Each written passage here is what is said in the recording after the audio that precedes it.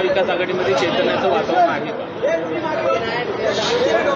कर्नाटकचा निकाल 2 दिवसापूर्वी लागला आणि पवार साहेबांनी उद्धवजी तसंच नाना पटोले, अशोकराव चव्हाण, बाळासाहेब थोरात त्या सगळ्यांशी संपर्क साधला आणि मला जयंतरावनं आम्हालाही बोलवलं आणि सांगितलं की जरी रविवारचा दिवस असला तरी आपण संध्याकाळी बसायचं आणि तशा पद्धतीनं संजय राऊत साहेब वगैरे सगळे त्या मिटिंगला होते आणि त्याच्यामध्ये चर्चा झाली. खरं तर ह्या मिटिंगमध्ये काय झालं त्याबद्दल तिथं आमच्या सगळ्यांच्या वतीनं असं ठरवण्यात आलं, संजय राऊत साहेब तसंच जयंतराव पाटील आणि नाना पटोलेंनी बाहेर जाऊन साधारण काय चर्चा झाली, कुठल्या पार्श्वभूमीवरती बैठक बोलवण्यात आलेली होती याबद्दलच्या संपूर्ण माहिती मीडियाला काल त्यांनी दिलेली आहे. परंतु कर्नाटकचा निकाल जो लागला आपल्याला सगळ्यांनाच माहिती आहे की पाठीमागं अनेक वर्ष तसं बघितलं तर 2014 सालापासून कालच्या कर्नाटकच्या निकालापर्यंत काही राज्यांचा अपवाद वगळता सातत्याने नरेंद्र मोदींच्या नेतृत्वाखाली केंद्रातले 2 वेळेला सरकार आणि वेगवेगळ्या राज्यातले काही सरकारं आली आणि त्याच्यामुळं साहजिकच भारतीय जनता पक्षामध्ये एक उत्साह पाहायला मिळायचा, त्यांच्यामध्ये एक जोश पाहायला मिळायचा आणि विरोधक तसं बघितले तर थोडंसं डिमोरलाइज झालेले होते. परंतु कर्नाटकचा ज्या प्रकारे निकाल आला आणि संपूर्ण एक्झिट पोलचे अंदाज पण सगळे चुकले, कारण त्यांनी दाखवलेलं होतं 100 ते 110 पर्यंत 115 पर्यंत काँग्रेस जाईल, परंतु काँग्रेस ही जवळपास 135 पर्यंत पोहोचली आणि हे तर एकदम 65 पर्यंत पोहोचले आणि त्याच्यामुळे साहजिकच सगळ्यांचा एकदम उत्साह द्विगुणित झालेला आपण सगळ्यांनी पाहिला. प्रत्येकाने आपली आपली प्रतिक्रिया पण दिली आणि त्याच्यातून पुढची लाईन ऑफ ॲक्शन महाविकास आघाडीची महाराष्ट्रामध्ये काय असली पाहिजे, कशा पद्धतीनं राहिलेल्या पण वज्रमुठीच्या सभा झाल्या पाहिजेत वगैरे वगैरे ह्या सगळ्यावर चर्चा झाली. त्याच्यामध्ये थोडीशी चर्चा की बाबा मागच्या निवडणुकीमध्ये काँग्रेस आणि राष्ट्रवादी काँग्रेसनी युती आघाडी करून निवडणुका लढवल्या होत्या, परंतु यावेळेस महाविकास आघाडी ही धरून शिवसेना उद्धव बाळासाहेब ठाकरे त्याच्यानंतर राष्ट्रवादी काँग्रेस आणि काँग्रेस या तिघांनी 48 जागांच्या बद्दलचं वाटप करावं, कोणत्या कुणी लढायच्या त्या ठरवावं आणि त्याच्याचबरोबर साधारण जर 288 जागांची पण चर्चा करता आली तर ती पण करावी, कारण काहींना असं वाटतंय की कदाचित लोकसभेच्या बरोबरच विधानसभेच्या महाराष्ट्रातल्या निवडणुका होतील असा काही सुतोवाच काही लोकांच्या तोंडून आला. त्याच्यामुळं एकदम ऐन वेळेस निवडणुका लागल्यानंतर धावपळ व्हायला नको म्हणून त्याही बद्दलचं साधारण चर्चा झालेली बरी, अशा पद्धतीनं काल साधक बाधक चर्चा झाली. पण जागा वाटपाच्या संदर्भात काही सूत्र ठरवण्यात आले का किंवा समितीची काही स्थापना? नाही, त्याच्या कुठल्याही का जागा वाटप म्हटल्यानंतर काही नावं राष्ट्रवादी देणार, काही नावं काँग्रेस देणार आणि काही नावं शिवसेना उद्धव बाळासाहेब ठाकरे हे देणार आणि त्याच्यातनं मग ते लोक बसतील. आता 2-2 नावं देत आहेत का 1-1 नाव देत आहेत हे अजून काही ठरलं नाही, पण 2-2 नावं देतील असा माझा अंदाज आहे आणि मग 6 लोक जर बसून त्याबद्दलची पुढच्या कशा 48 जागांचं वाटप करायचं आणि 288 जागांची पण कशा प्रकारे साधारण चर्चा करायची. बरं, ह्याच्यामध्ये एक हेही ठरलं की नुसते हे 3 पक्ष नाही तर या 3 पक्षाशी संबंधित असणारे जे मित्र पक्ष आहेत, महाविकास आघाडी ज्यावेळेस स्थापन झाली उद्धव ठाकरे साहेबांच्या नेतृत्वाखाली मुख्यमंत्री म्हणून त्यांना संधी मिळाली आणि त्याच्यामध्ये मी, बाळासाहेब थोरात आम्ही सगळेच होतो. आम्ही लोक काम करत असताना आमच्याबरोबर इतर पण काही राजकीय पक्ष, भले ते राजकीय पक्ष आमदारांच्या संख्येने लहान असतील परंतु त्यांना पण मानणारा काही मतदार आहे, त्यांनाही मानणारा काही वर्ग आहे, तर त्यांनाही बरोबर घ्यावं असं त्याच्यातल्या अनेकांनी आम्हाला सुतोवाच केला होता. त्याच्यावर त्यांची पण चर्चा झाली, कारण वज्रमुठीच्या सभा होत असताना ह्या सभांच्या मध्ये काही ठिकाणी स्टेजवर आमच्या मित्रपक्षांचे नेतेगण बसले होते, परंतु सभेमध्ये भाषण मात्र 2 शिवसेना 2, राष्ट्रवादी 2, काँग्रेस अशा पद्धतीनं झालं. आता आज शिवसेनेच्या ठाकरे गटाचे नेते निर्मळ भेटले आणि ज्या पद्धतीने सुप्रीम कोर्टाने निर्णय दिलाय तर विधानसभा अध्यक्षांनी लवकरात लवकर शिंदे गटाच्या आमदारांना अपात्र करावं अशी मागणी केली. त्याच्यामध्ये मी पण जरा माहिती घेतली. सध्या आपले विधानसभेचे अध्यक्ष राहुल नार्वेकरजी हे परदेशी दौऱ्यावर असल्यामुळं त्यांना शिवसेनेने ठरवलेलं होतं की त्यांना जे काही त्यांचं म्हणणं द्यायचं आहे ते आजच द्यायचं. ते नसल्यामुळं विधानसभेच्या उपाध्यक्षांच्याकडे त्यांनी दिलंय. विधानसभेच्या उपाध्यक्षांनी बहुतेक पोच दिली असेल आणि राहुल नार्वेकर साहेब आल्यानंतर त्यांच्याकडे ते पोच देतील. राहुल नार्वेकर साहेब ह्याबद्दलचा निर्णय घेतील असं मला वाटतं. शेवटी हा स्पीकरचा, डेप्युटी स्पीकरचा अधिकार आहे. ते दोघ जण त्याबद्दलचं ठरवतील. आता पुरंदरमध्ये आज अशोक टेकवडे यांनी परिस्थिती निर्माण झाली आहे. शेगावमध्ये पण असं दिसलंय, नगरमध्ये दिसलंय. या परिस्थितीकडे कशा पद्धतीने बघता? अलीकडं ह्या ज्या काही घटना घडल्या अकोल्याच्या संदर्भामध्ये मी पण माहिती घेण्याचा प्रयत्न केला. काही सोशल मीडियामध्ये काही क्लिप व्हायरल झाली आणि ती क्लिप काही समाजाच्या भावना दुखवणारी होती आणि त्याच्यातून एक ग्रुप तिथं अतिशय ॲग्रेसिव्ह झाला आणि ॲग्रेसिव्ह झाल्यानंतर ज्या घटना घडलेल्या इलेक्ट्रॉनिक आणि प्रिंट मीडियामध्ये आपण वाचल्या आणि पाहिल्या त्या सगळ्या त्याच्यामुळं घडल्या. वास्तविक ह्या गोष्टीला राज्य सरकारने आवर घातला पाहिजे. कुणी क्लिप व्हायरल केली ही ताबडतोब त्याची शहानिशा केली पाहिजे. अलीकडं जसं सायबरचे गुन्हे वाढलेले आहेत, क्राईम, तशामध्ये तपास यंत्रणेला पण खूप काही त्यांच्या हातामध्ये बाबी असतात आणि त्यांनी कुणी ही क्लिप पहिल्यांदा व्हायरल केली, त्याच्या मागचा मास्टर माइंड कोण होता, काय त्याचा उद्देश होता, या सगळ्या खोलामध्ये तातडीनं गेलं पाहिजे. हे एका ठिकाणी झालंय, उद्याच्याला ते दुसरीकडे पसरायला वेळ लागणार नाही. काही शहरांच्या मध्ये थोडंसं वातावरण तंग आहे असंही ऐकायला मिळतंय. आपल्या महाराष्ट्रामध्ये कायदा सुव्यवस्था चांगली राखण्याचं काम शेवटी राज्य सरकारचं आणि राज्य सरकारच्या हातामध्ये असणाऱ्या पोलीस यंत्रणेचं असतं. पोलीस यंत्रणेमध्ये राजकीय हस्तक्षेप न होता त्यांना या अशा प्रकारच्या चौकशा करण्याच्या करता पूर्णपणे मुभा दिली तर पोलीस यंत्रणा चांगल्या प्रकारचं काम करू शकते. हा पाठीमागचा अनुभव आहे. आता पुरंदरमध्ये अशोक टेकवडे यांनी आता भाजपमध्ये प्रवेश केलाय की काही तुमच्याच पक्षाकडून ते आमदार झालेले होते. कुठेतरी त्या कार्यकर्त्याला मीच तयार केलेला होता. त्याला मी पुणे जिल्हा मध्यवर्ती सहकारी बँकेमध्ये डायरेक्टर केलं होतं, चेअरमन केलेलं होतं. त्याच्यानंतर आमदारकीचं तिकीट दिलं. दादा जाधवरावांचं तिथं वर्चस्व होतं, तरी देखील त्या निवडणुकीमध्ये त्यांना आम्ही निवडून आणलं. त्यांनी काम पण केलं. त्याच्यानंतरच्या काळामध्ये तिथं स्थानिक काही आमच्या पक्षांतर्गत त्यांचे काही लोकांशी जमत नव्हतं. मी अशोकराव टेकवड्यांशी पण चर्चा केली. मी ज्यांचं जमत नव्हतं त्यांच्याशी पण चर्चा केली. मी मार्ग काढण्याचा प्रयत्न केला. परंतु मी आपल्याला सांगतो की एखाद्याने मनाचा पक्का निश्चय केला असेल, कारण आज सकाळपासून माझ्या पक्षाचे प्रदीप गारटकर पुणे जिल्ह्याचे अध्यक्ष हे पण राष्ट्रवादी काँग्रेस पक्षाचे त्यांच्या घरी जाऊन बसले होते. परंतु त्यांनी सांगितलं की मी आणि माझ्या मुलांनी पक्का निर्णय घेतलेला आहे. वास्तविक त्यांना समाजामध्ये मान सन्मान प्रतिष्ठा, त्यांचे वडील अतिशय कट्टर पवार साहेबांचे कार्यकर्ते होते. जवळ अर्जुन म्हणून तिथं गाव आहे, त्या भागातले ते होते.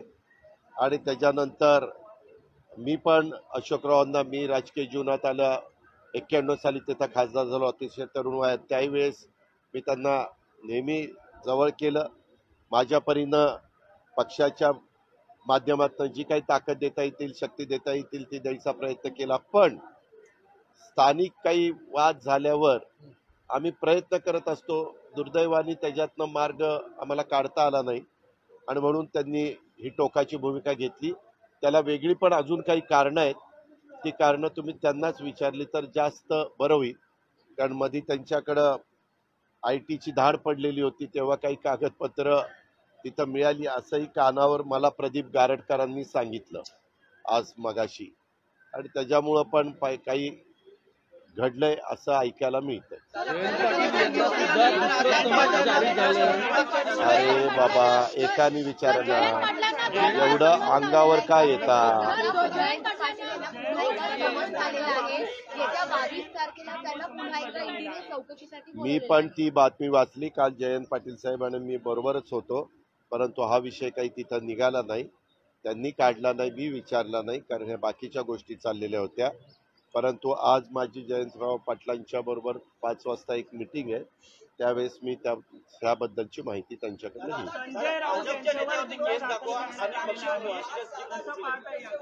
असे मी तुमच्या इलेक्ट्रॉनिक मीडियामध्ये आणि प्रिंट मीडियामध्ये बातमी वाचली की सांगली जिल्ह्यामध्ये राष्ट्रवादी युवक काँग्रेस सांगली जिल्हा त्यांनी तशा पद्धतीनं काहीतरी पोस्टर लावलं होतं असं माझ्या पाहण्यात आलं. दादा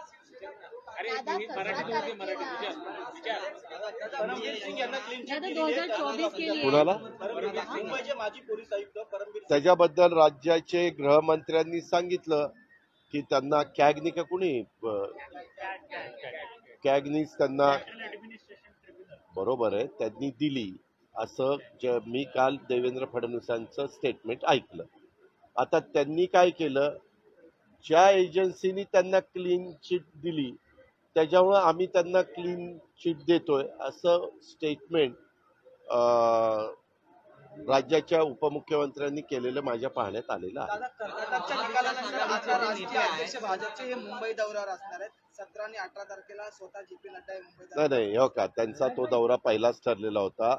मी पण पाहिलं त्यांची काहीतरी कार्यकारिणी 18 तारखेला पुण्याला बालगंधर्वला आहे. आता 18 तारखेला पुण्याला बालगंधर्वला असताना अशा प्रकारची बातमी पण आहे की त्याला राष्ट्रीय अध्यक्ष पण हजर राहण्याची शक्यता नाकारता येत नाही. कदाचित त्या मीटिंगच्या करता त्यांचा पहिलाच पूर्वनियोजित कार्यक्रम आहे. अहो, उद्याच्याला एखाद्या राष्ट्रीय पक्षाच्या राष्ट्रीय अध्यक्षांनी कुठल्या शहरात जावं आणि काय प्रोग्राम घ्यावा हा सर्वस्वी त्यांचा अधिकार आहे. कर्नाटकच्या निवडणुकीनंतर स्थानिक स्वराज्य संस्थांच्या निवडणुका आता पुढच्या वर्षी जाऊ शकतात, कारण उद्धव ठाकरेंबाबतची सहानुभूतीची लाट अजूनही आहे अशी चर्चा आता सुरू झाली आहे. ज्यावेळेस निवडणुका घेतील त्यावेळेस आमची निवडणुकीला जाण्याची तयारी आहे. आता मध्यवर्ती निवडणुका लागण्याची शक्यता वाटते का? कारण की जर आमदारांना डिस्क्वालिफिकेशन केलं, आमदारांना अपात्र केलं, अशा परिस्थितीमध्ये मध्यवर्ती निवडणुका लागू शकतात अशी चर्चा सुरू आहे. कारण की 90 दिवसामध्ये अशी चर्चा सुरू झालेली माझ्याही कानावर आलेली आहे, परंतु माझं स्वतःचं स्पष्ट मत आहे 288 पैकी यदा कदाचित 16चा काही वेगळा निकाल लागला, वेगळा निकाल लागणारच नाही पण लागला तरी देखील बहुमतावर कुठलाही परिणाम होत नाही. 288 मधनं 16 गेले तरी देखील त्यांचे 272 राहत आहेत आणि 272 मध्ये त्यांना बहुमत क्लिअर आहे, त्यामुळे त्याचा फार काही परिणाम होईल असं आत्ता तरी दिसत नाही. राहुल नार्वेकर जे आहेत अध्यक्ष बनवलेले आहेत आणि कोर्टाने सुनील प्रभू यांचं लावलेलं आहे. अशा परिस्थितीत काय राहुल नार्वेकर यांची नियुक्ती ज्यावेळेस झाली त्यावेळेस सुप्रीम कोर्टाच्या म्हणण्यानुसार सुनील प्रभू हे व्हीप होते. त्यामुळे एक प्रश्न शिंदे गटाकडून ठाकरे गटाकडून उपस्थित केला जातो की राहुल नार्वेकर यांची नियुक्तीच अवैध ठरते. हा नवीन मुद्दा पुढे आलेला. आता तुम्हाला माहिती आहे की सुप्रीम कोर्टाच्या 5 बेंचनी जो निकाल दिलेला आहे तो अतिशय व्यवस्थितपणे त्यांनी तो निकाल दिलेला आहे. पण त्या निकालामध्ये त्यांनी असंही सांगितलंय की विधानसभेचे स्पीकर अध्यक्ष हे ह्या 16 लोकांच्या बद्दलचा निर्णय घेतील. कारण आजपर्यंत आपल्या राज्यामध्ये पण जेव्हा जेव्हा घटना घडल्यात अशा प्रकारच्या त्यावेळेस विधानसभेच्या अध्यक्षांनीच त्यांना डिस्क्वालिफाय करण्याचा निर्णय घेतलेला होता. ज्यांनी जे काही हे आहे कायदा आहे पक्षांतर बदलीच्या बद्दलचा, त्या पक्षांतर बदली कायद्याचा भंग केल्यानंतर अरुणभाई गुजराती एकेकाळी 99 ते 2004 साली विधानसभेचे स्पीकर असताना त्यांच्या पुढं अशीच एक मॅटर आलेली होती आणि त्यावेळेस त्यांनी तशा प्रकारे कार्यवाही केली होती. कारण पक्षांतर बंदी कायद्याचा त्या 6 लोकांनी भंग केला होता. दादा हिंदी में जानना चाहेंगे महाविकास लोगों को जल्दी फैसला लेने का जो मामला लेकर आए हैं, कैसे देखते हैं, जबकि अध्यक्ष नहीं, आज क्या हुआ, वो स्पीकर को मिलने के लिए ही आने वाले थे, लेकिन यहाँ के स्पीकर कुछ इंग्लैंड या लंदन के टूर पे गए हैं, तो अब्रॉड गए हैं, बाहर गए हैं, तो परदेश दौरे के ऊपर वो दौरे पे चले गए हैं, इसीलिए उनको आज ही जो उनका कहना है, यानी शिवसेना उद्धव बाळासाहेब ठाकरे ग्रुप का, वो आज ही उनको सबमिट करना था. तो आज स्पीकर नहीं है, इसीलिए उन्होंने डिप्टी स्पीकर के पास दिया है. उसके बारे में डिप्टी स्पीकर ने उनको बताया कि 2-3 दिन में स्पीकर आएंगे, मैं स्पीकर के पास आपका जो भी प्रस्ताव है वो भेज दूंगा, उनके हाथ में दूंगा, और उसके बारे में स्पीकर डिसीजन लेंगे. महाविकास आघाड़ी की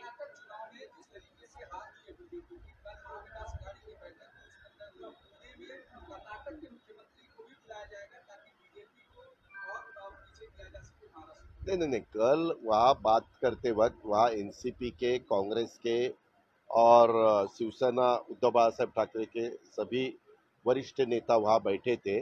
तब एक ऐसा प्रस्ताव आया कि कर्नाटक में जो अभी चीफ मिनिस्टर बनने वाला है कांग्रेस पार्टी का, वो चीफ मिनिस्टर बनने के बाद जो वज्रमुठ की सभा अपने महाराष्ट्र में हो रही थी, एक छत्रपति संभाजीनगर में हुई, एक बीकेसी मुंबई में हुई, एक नागपुर में हुई, बाकी है नासिक, कोल्हापुर, पूना, ऐसे कुछ जगह की बाकी है.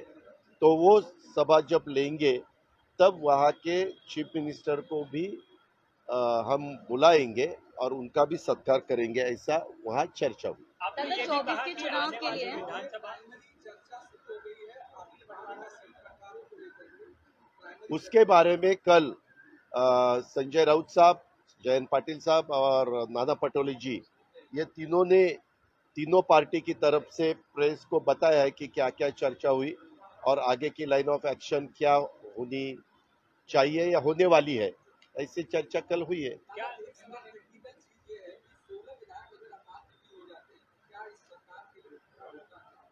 मुझे तो बिल्कुल खतरा नहीं दिखाई देता. ये मेरा खुद का कहना है, नहीं तो फिर बाद में ये ऐसा कैसे, ये महाविकास आघाड़ी का कहना नहीं. मेरा जो स्टडी है, मैं 30-32 साल विधायक के नाते महाराष्ट्र में काम कर रहा हूँ, वो देखते हुए 288 में विधायकों में 16 अगर कम भी हुए तो 272 रहते हैं. 272 में उनके पास तो क्लियर मेजॉरिटी रहती है. एक सवाल है, आपने मराठी में ये भी कहा कि संभावित है कि आने वाले दिनों में विधानसभा और लोकसभा चुनाव जो है वो एक साथ होंगे, तो इसको लेकर के कोई स्ट्रैटेजी बनाई गई है क्या महाविकास आघाड़ी में? नहीं, उसके बारे में अभी बात चालू है. क्या है, पार्लियामेंट के चुनाव के पहले राजस्थान का चुनाव है, मध्य प्रदेश का चुनाव है और मेरे ख्याल से छत्तीसगढ़ का चुनाव है. 3 स्टेट का चुनाव है. ये तीनों स्टेट 5 साल पहले जो चुनाव हुआ था तो कांग्रेस के पास गए थे. अभी उसमें से 2 स्टेट कांग्रेस के पास है, एक स्टेट बीजेपी के पास चला गया है, मध्य प्रदेश का. तो वो चुनाव के बाद पार्लियामेंट का चुनाव आने वाला है. तो पार्लियामेंट के चुनाव के बाद अपने महाराष्ट्र का चुनाव 6 महीने के बाद है. लेकिन 1999 में ऐसे ही महाराष्ट्र के चुनाव को 6 महीने बाकी थे, राष्ट्रवादी कांग्रेस पार्टी का वो पार्टी नई यहाँ उभरी थी पवार साहब के नेतृत्व में. संगमा जी भी थे, तारिक अनवर जी भी थे, बाकी साथी थे. तब के गवर्नमेंट में नारायण राणे साहब और गोपीनाथ मुंडे साहब चीफ मिनिस्टर और डिप्टी चीफ मिनिस्टर थे. तब उन्होंने 6 महीने बाद विधानसभा का चुनाव न लेते हुए लोकसभा के साथ चुनाव लिया था. ये एक उदाहरण हमारे सबके सामने है. इसीलिए शायद आज की सिचुएशन देखने के बाद अभी राजस्थान का, मध्य प्रदेश का, छत्तीसगढ़ का रिजल्ट क्या आएगा वो भी देखेंगे. लेकिन उसके बाद लोकसभा का चुनाव जब आएगा तो शायद विधानसभा और लोकसभा एक ही दिन लेने का फैसला इस गवर्नमेंट को ठीक लगा तो वो ले सकती है, क्योंकि वो गवर्नमेंट का अधिकार है। गवर्नमेंट ने सिफारिश की गवर्नर को कि हमें ऐसा ऐसा करना है तो वो कर सकते हैं। उनको वैसा नहीं करना है तो 6 महीने के बाद चुनाव आ एक सकते हैं। सवाल और भी है कि पूरे महाराष्ट्र में हिंसा देखने को मिल रही है। बहुत सारे ऐसे जिले हैं, चाहे वो अहमदनगर हो या अकोला हो, हिंसा देखने को मिल रही है। आपको क्या लगता है कि उसके बारे में एक क्लिप वायरल हुई, साइबर क्राइम वालों ने इसके बारे में पूछताछ करनी चाहिए, इंक्वायरी करनी चाहिए, और किसने ये क्लिप वायरल की, कहाँ से वो तैयार हुई, इसका मास्टरमाइंड कौन है, इसका उसका कारण क्या था, ये दंगे फसाद होने का कारण था या दो कास्ट में कुछ अंतर बनाने का कारण था, ये सब इंक्वायरी करने वाली बात है। और ये तुरंत गवर्नमेंट ऑफ महाराष्ट्र ने और उनके होम मिनिस्ट्री ने, उनके पुलिस विभाग ने करनी चाहिए। उसमें पॉलिटिकल इंटरफेयर बिल्कुल नहीं होना चाहिए। और क्या सही है क्या गलत है, गलत किया तो किसने किया, उसका कारण क्या है, और क्या सामने रखकर उन्होंने ये गलत किया है, ये सब लोगों के सामने आना चाहिए। 2024 के लिए मेरा सवाल है, 2024 के लिए विपक्ष इकट्ठा हो रहा है। एक सेकंड, 2024 के लिए विपक्ष इकट्ठा हो रहा है, तो राज्य और राष्ट्रीय स्तर पर विपक्ष का चेहरा कौन होगा? क्या नीतीश कुमार, राहुल गांधी या पवार साहब खुद होंगे? उसके बारे में यहाँ चर्चा नहीं होती। यहाँ चर्चा महाराष्ट्र के चुनाव के बारे में होती है। आपने जो सवाल पूछा है वो भारत देश जो है उनके स्तर के वाला सवाल है, उसमें दिल्ली में चर्चा हो सकती है, राष्ट्रीय स्तर पे चर्चा हो सकती है। उसके बारे में मैं कुछ कह नहीं सकता। स्टेट के बारे में कुछ हो तुम आप मुझे पूछो, लेकिन इसका जवाब नेशनल लीडर लोग ही दे सकते हैं। समीर वानखेड़े की जो भूमिका है वो कहीं ना कहीं अब शक के घेरे में। सीबीआई ने एफआईआर रजिस्टर कर लिया है, करप्शन के चार्जेस हैं। एक वक्त में उन्होंने नवाब मलिक के दामाद को अरेस्ट किया था, शाहरुख खान के बेटे को अरेस्ट किया था। अभी उनके खिलाफ इंक्वायरी चालू है।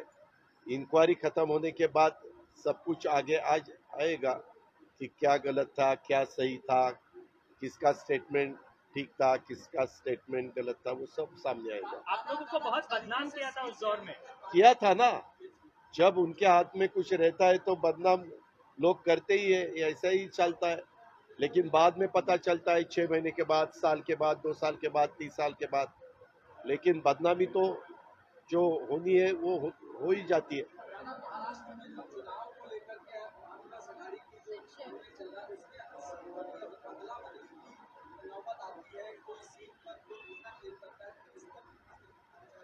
उसके बारे में कल प्राथमिक चर्चा हुई।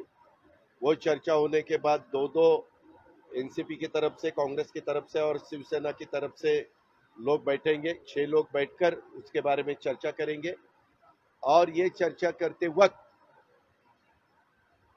जिसके पास इलेक्टिव मेरिट वाला कैंडिडेट रहेगा तो एक कुछ सीट के लिए थोड़ा बहुत चेंजेस तो हो सकता है, लेकिन समझो एनसीपी की एक सीट शिवसेना को देने का तय हुआ तो शिवसेना की तरफ से एक सीट एनसीपी को देना पड़ेगा। ऐसे ये चर्चे वाली बात है, बाद में से उसमें रास्ता निकल सकता है। क्या क्या क्या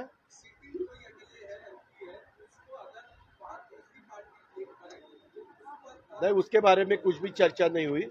जब ये 6 लोग बैठेंगे वो उसके बारे में चर्चा करेंगे। उनके स्तर पे डिसीजन हुआ तो बहुत अच्छा है, उनके स्तर पे डिसीजन नहीं हुआ तो ऊपर वाले फाइनल अथॉरिटी वाले उसके डिसीजन लेंगे। महाराष्ट्र में पॉलिटिक्स में जिस प्रकार बदलाव नजर आया, वही फॉर्मूला महाराष्ट्र में अपनाने की कोशिश महाविकास आघाड़ी की किस प्रकार? नहीं, कल महाराष्ट्र महाविकास आघाड़ी की बैठक हुई, उसके बारे में चर्चा हुई। आगे जब जाएंगे तब सब मिलके जाना चाहिए। लोकल बॉडीज के चुनाव हो या विधानसभा के चुनाव हो या लोकसभा के चुनाव हो, ऐसे बात हुई, लेकिन वो प्राथमिक बात थी, पहले स्तर की बात थी। और आगे तो बहुत कुछ बातें होने वाली है। उसके बारे में कल तो उद्धव ठाकरे साहब भी वहाँ थे, हमारे पार्टी के पवार साहब और जयंत पाटिल, मैं, हम सब भी थे, और कांग्रेस के भी सभी लीडर थे, यदि नाना पटोले, अशोक चौहान, बाला साहेब थोरात, भाई जगताप, नसीम खान, ऐसे सब लीडर वहाँ पर, और सबके मन में यही था सब मिलके ठीक तरह से वोटर्स के सामने जाना चाहिए, लोगों के सामने जाना चाहिए, और उसमें अपने में बिल्कुल मतभेद नहीं होने चाहिए। कल महाराष्ट्र में जो पॉलिटिक बार इन्होंने कहा है कि सुबह की जो शपथ विधि हुई थी वो उद्धव ठाकरे को सबक सिखाने के लिए हुई थी। उसके बारे में नो कमेंट्स। दादा महाराष्ट्र में जो वायलेंस हो रहा है, अपोजिशन ये आरोप लगा रहा है कि अपीसमेंट पॉलिटिक्स है और ये कहीं ना कहीं एनसीपी और कांग्रेस की ओर से। मेरा ये कहना है, सेंट्रल की सभी एजेंसीज उनके हाथ में है, रूलिंग पार्टी के हाथ में, स्टेट की सभी एजेंसीज उनके हाथ में है, तो दोनों सेंट्रल और स्टेट की एजेंसी को पता हो कि इसकी इंक्वायरी करो, और इंक्वायरी पॉलिटिकल हस्तक्षेप बिल्कुल नहीं होना चाहिए, इंटरफेरेंस बिल्कुल नहीं होना चाहिए, और ये न होते हुए इंक्वायरी जब हो जाएगी तब सच बाहर निकलेगा कि किसका है, कौन किसकी गलती है। अगर अपोजिशन की गलती है कि अपोजिशन के खिलाफ कार्रवाई होनी चाहिए, अगर रूलिंग पार्टी के गलती है तो उनके खिलाफ कार्रवाई होनी चाहिए, या रूलिंग पार्टी भी नहीं, अपोजिशन वाला भी नहीं, तीसरा ही कोई गड़बड़ कर रहा है तो उसके खिलाफ कार्रवाई होनी चाहिए। क्या ये आपको चिंता का विषय लगता है कि लगातार महाराष्ट्र में ऐसी घटनाएं घट रही है, चाहे अकोला हो चाहे ये, लेकिन टेंशन भी काफी जगहों पे बढ़ रही है? ये देखो, लॉ और ऑर्डर अच्छी तरह से रखने का पूरा काम